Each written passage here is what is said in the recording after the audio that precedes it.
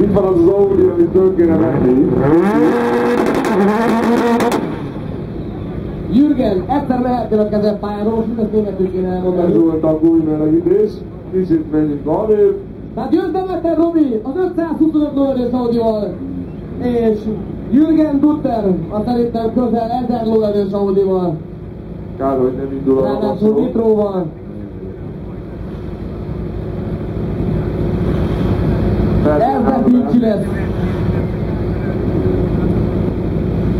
Továbbra is Ferdin áll be. És még mindig nem a kezelt pályáról sajnos. És jobbra el fogja menni az elején az autó, majd vissza fogja húzni balra. Elviszi a 60 lábat, és utána jön majd vissza.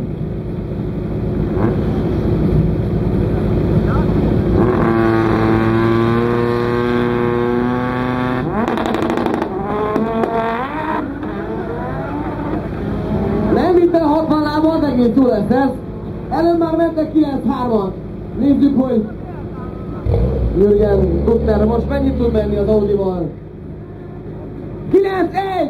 9-1-et ment 258-as Lassul, nagyon lassul, mert 2 kilométerek 9